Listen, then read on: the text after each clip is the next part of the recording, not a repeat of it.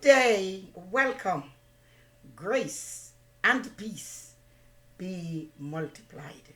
Today we are looking at Psalm 17, verse 1 through 7. We know David prayed this prayer, and David wants to remind us that his God is sincere in his love towards us. When we live a godly life, we can ask him to hear our prayer. Psalm 17, verse 1 through 7. It says, Lord, hear my prayer for justice. I am calling loudly to you. I am being honest in what I say. So please listen to my prayer.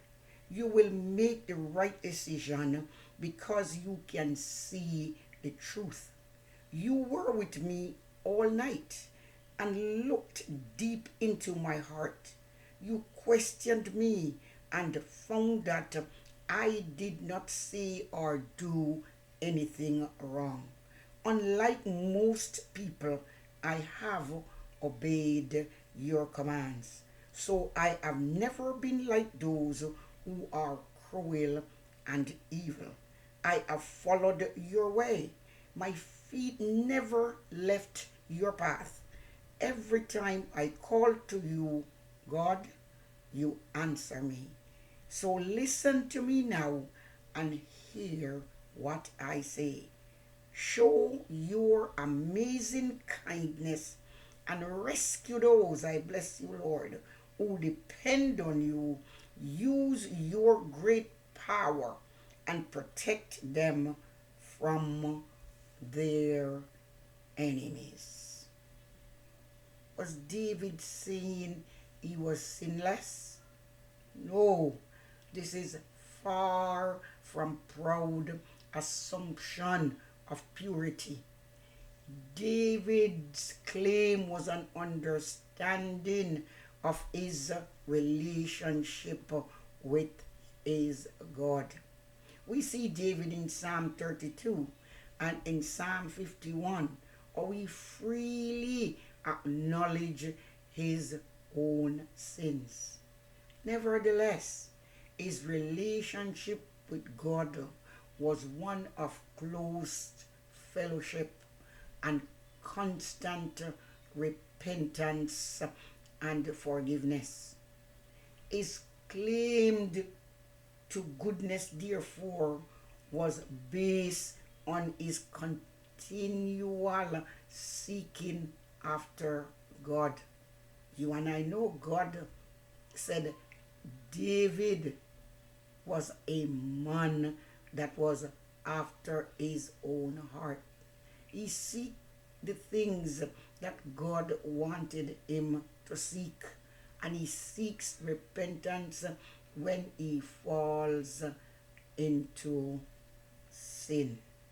So in this psalm, David was pleading for justice in the face of false accusation, in the face of persecution. He knew that God is the righteous and the just judge, and that God knew his heart. David is urging us to realize that the true goal of life is to know God, and the true rewards of life is to see God one day. So at this time, David was being persecuted by Saul. When we as human beings do wrong and suffer for it, our conscience tells us that our punishment is just.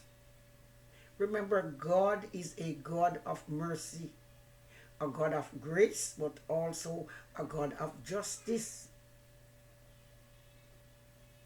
But it is anything when our suffering is unrelated to any wrongs.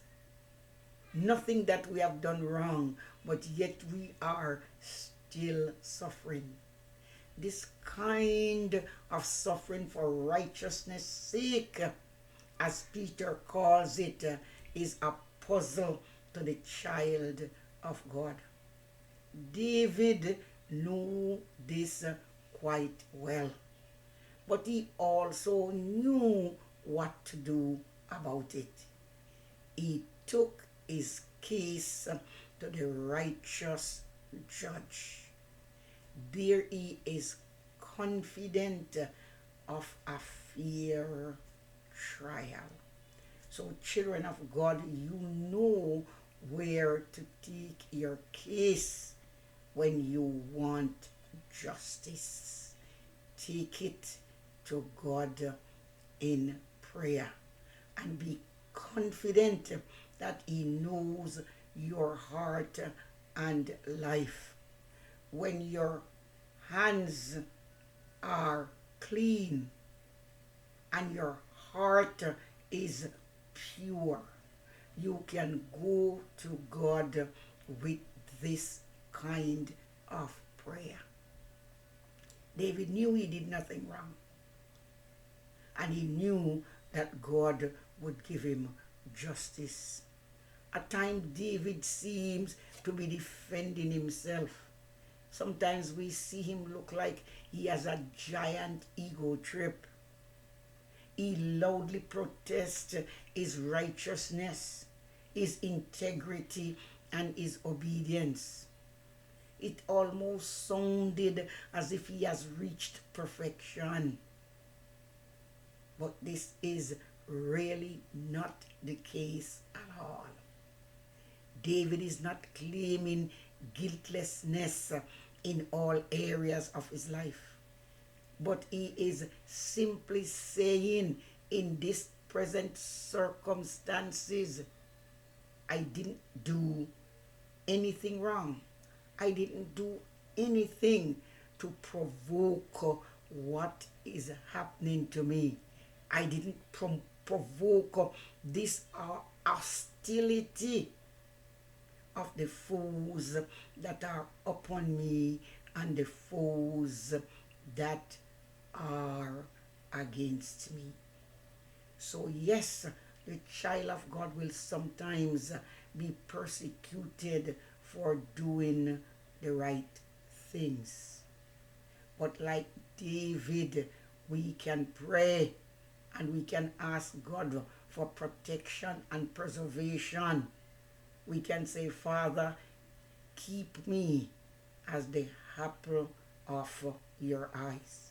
Guide me under the shadow of your almighty wings, where I will be safe from the torments of the enemies. And certainly because He knows our hearts, He will. God bless you. Thank you again for watching. Please subscribe. It is free. Like, share, also comment, and continue to visit my YouTube channel, Daily Med with Lady V.